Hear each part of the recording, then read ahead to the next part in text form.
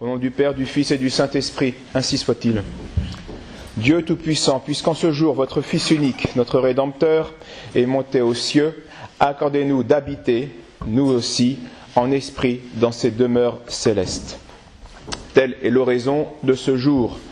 L'Église nous fait donc demander le désir du ciel, le désir d'habiter dans les demeures célestes, pour l'instant en esprit, avant d'y être totalement. Et c'est ce que nous demandons aussi à chaque fois que nous disons notre deuxième dizaine des mystères glorieux, le désir du ciel, puisqu'on médite justement, on contemple le mystère de l'Ascension. Or, ce désir du ciel, implique nécessairement le désir de quitter ce monde.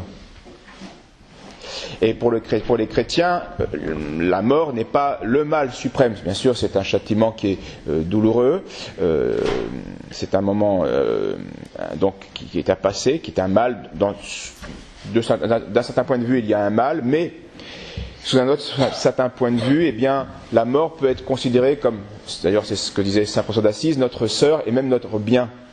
Elle avait d'abord l'occasion, fondamentalement, la mort est l'occasion de s'offrir totalement et parfaitement en sacrifice, à l'imitation du sacrifice de notre Rédempteur.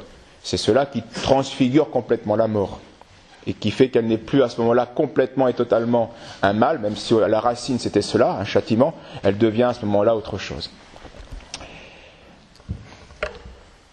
Pour le chrétien, donc, désirer la mort, attention, ne voudra pas dire s'y exposer sans raison, ou de manière prématurée, fût-ce pour aller voir Dieu. Ça ne convient pas. Ce serait non seulement une imperfection, mais même une faute. Peut-être même une faute grave. Donc les chrétiens savent justement tenir cet équilibre délicat entre à la fois la volonté de vivre ici-bas, pour lutter avec succès contre le mal, et à la fois et donc se défendre de la mort, puisqu'il faut vivre, et donc utiliser son énergie pour vivre, et en même temps la paix et la douceur d'un abandon total à la volonté de Dieu, au point de désirer parfois positivement la mort, en tant qu'elle est justement ce désir du ciel. Saint Paul a très bien décrit ces deux mouvements, cet équilibre de cette réalité mystique que tout chrétien, plus ou moins, doit avoir. Je cite Saint Paul, c'est aux Philippiens.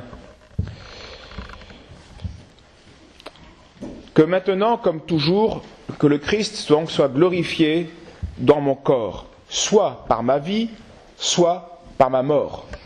Les deux seront utiles à chacun à leur temps. Car le Christ, dit saint Paul, est ma vie, et la mort m'est un gain. Cependant, si en vivant plus longtemps dans la chair, je dois tirer du fruit, je ne sais que choisir. Je suis pressé des deux côtés. Vivre, mourir. Les deux ont leur utilité, les deux ont leur nécessité. Je suis pressé des deux côtés. J'ai le désir de partir et d'être avec le Christ, ce qui est de beaucoup le meilleur. Mais il est plus nécessaire que je demeure dans la chair à cause de vous, donc à cause des devoirs temporels, des nécessités temporelles. Donc ce passage manifeste bien tout cela. À un autre endroit, saint Paul dit « Pour son amour, j'ai voulu tout perdre, regardant toutes choses comme de la balayure, afin de gagner le Christ et d'être trouvé avec lui. » Ce désir de la mort qui sera le désir de la réunion. Ce n'est pas la mort en elle-même qui est désirée. C'est ce passage pour être enfin avec le Christ, réuni avec lui. Et on pourrait citer, après saint Paul, une quantité extraordinaire de saints qui ont exprimé ce même désir. Dans chaque vie, on trouve à un moment donné cela. Et c'est normal, c'est tout à fait normal. Et dans nos vies aussi, on trouve cela. À un moins grand degré, avec une moins grande beauté, mais on le trouve. On est chrétien. Et parmi ces saints qui ont exprimé ce désir, sainte Thérèse d'Avila l'a fait de manière des plus éloquentes, en tout cas les plus connues. Donc la réformatrice du Carmel au XVe siècle s'écriait ceci dans sa vie, dans son autobiographie, sa vie par elle-même. Je me dis quelquefois que si cela continue, le Seigneur permettra que j'y laisse enfin la vie. Donc elle parle de ses épreuves, de ses souffrances et de ses surtout les désirs de son âme. Et elle dit bien là, enfin j'y laisserai la vie. Je la quitterai pour aller au ciel. Tout mon désir est alors, lorsque bon Dieu lui donne ses grâces, tout mon désir est alors de mourir. Je ne me souviens plus du purgatoire, ni de mes grands péchés par lesquels je me suis rendu digne de l'enfer. Vous voyez, tout cela n'est plus dans la pensée, il n'y a plus de crainte, il y a qu'une chose, désir de Dieu. Cette soif de voir Dieu me fait oublier tout le reste. Et ce désert, donc le Carmel, cette solitude, me paraissent préférables à toutes les compagnies du monde.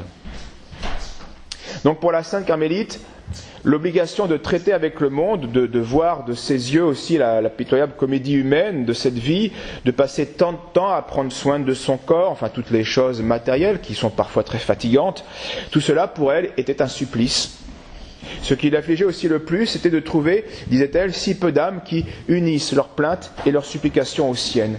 Donc de voir les âmes qui étaient contentes de ce supplice en fait. Donc de voir que la plupart des hommes n'aspiraient qu'à vivre alors qu'ils auraient dû aspirer à quitter cette terre. Et je la cite de nouveau. « Oh, dit-elle, si nous étions détachés de tout, si nous ne mettions notre joie en rien de ce qui est ici-bas, comme la crainte de la mort serait tempérée par la douleur de vivre loin de Dieu. » La douleur de vivre loin de Dieu. C'est cela qu'il faut développer en nous.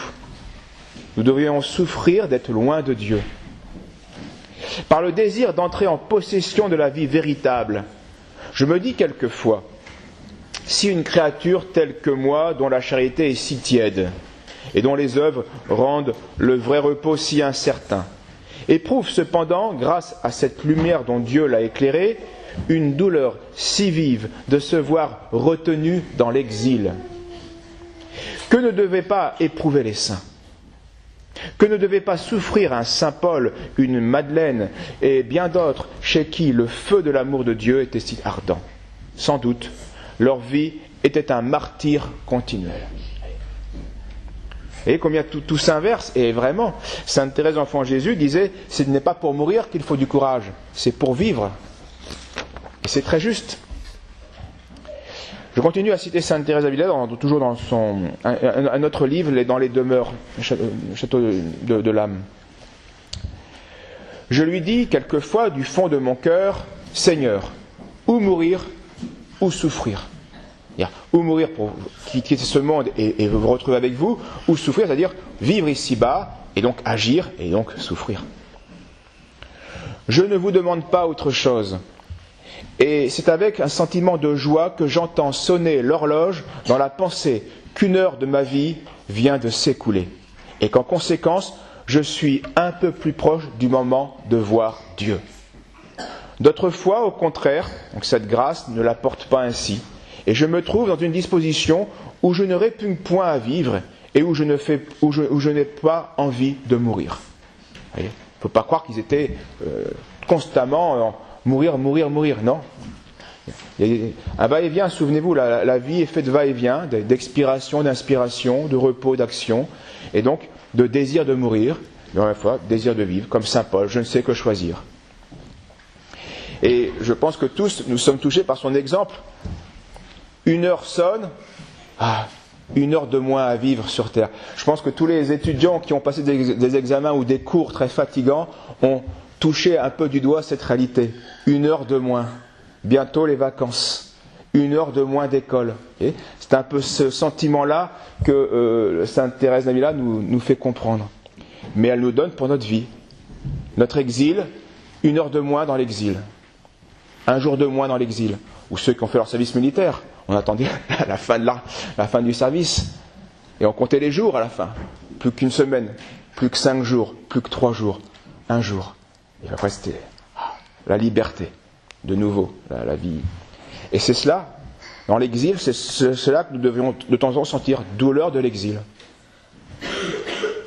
Donc comme je le disais, il y a un va-et-vient, il n'y a pas toujours ce sentiment de cet appel de la mort, de ce désir de voir Dieu.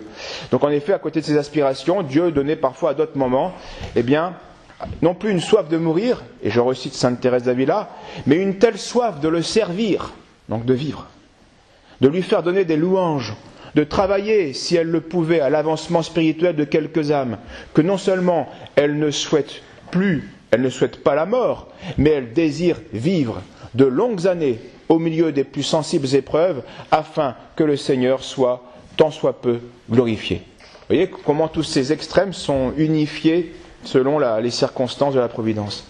Non plus mourir tout de suite, mais vivre de longues années pour témoigner de Jésus-Christ. Et là, revenez à Sainte Thérèse d'Avila, elle avait les mêmes sentiments. Elle l'espérait, elle aurait souhaité être parmi les chrétiens de la fin des temps, pour glorifier Dieu, témoigner devant l'iniquité qui régnerait à son sommet. Fussent-elles assurées qu'à la sortie du corps, elles iront jouir de Dieu, elles n'en seraient pas touchées. Songer à la béatitude des saints ne les émeut pas davantage. Elle ne fait pas l'objet de leur désir. Leur béatitude, elles la trouvent à venir en aide aux crucifiés, surtout lorsqu'elles voient à quel point on l'offense et combien sont rares ceux qui cherchent véritablement sa gloire dans un entier détachement de tout le reste. Quelquefois, il est vrai, perdant de vue tout cela, elles sont de nouveau saisies des plus tendres désirs de le posséder et de quitter l'exil. Mais elles rentrent alors aussitôt dans leur première disposition. Voyant qu'elles jouissent sans cesse de sa présence, elles se contentent de ce bonheur pour l'instant et offrent à Sa Majesté l'acceptation de la vie comme le sacrifice le plus coûteux qu'elles puissent lui présenter. La mort ne leur inspire aucun effroi, elles l'envisagent comme un suave ravissement. Voilà donc bien décrit de manière très éloquente tout ce que saint Paul avait déjà manifesté et que tous les saints ont vécu, ont senti, et que nous-mêmes, à un moindre degré, nous devons sentir. Donc tous les saints de tous les siècles aspiraient donc à la mort, comme, pour reprendre une expression de sainte Thérèse d'Avila, comme la rupture de la chrysalide qui laisse envoler le papillon. Car c'est cela. Ces considérations doivent nous encourager, bien sûr, à désirer le ciel et doivent surtout nous convaincre d'une chose. Nous ferons tous certainement du purgatoire si notre soif de Dieu ne grandit pas, si notre douleur de l'exil n'existe pas, si notre désir du ciel est tiède, ou si notre soif de le servir, de le louer, et concrètement donc de souffrir pour lui, est négligent. L'amour de Dieu, tout comme ce doux désir de la mort, est un don du ciel, évidemment, un don d'en haut. Nous ne pouvons espérer posséder cette grâce que si nous la demandons avec persévérance et humilité. Et c'est pour cela que nous le demandons dans le chapelet. C'est une grâce à demander. Le désir du ciel, ça ne vient pas tout seul, surtout pas un homme pécheur ou un homme fatigué. Prions donc avec zèle cette deuxième dizaine de nos mystères glorieux pour brûler intérieurement, avec cet équilibre que nous avons décrit, du désir du ciel. Ô Dieu Tout-Puissant, nous dit l'Église, retenons cela, ô Dieu Tout-Puissant, puisqu'en ce jour votre Fils unique, notre Rédempteur, est monté aux cieux, accordez-nous d'habiter, nous aussi, en esprit, dans ces demeures célestes. Au nom du Père, du Fils et du Saint-Esprit, ainsi soit-il.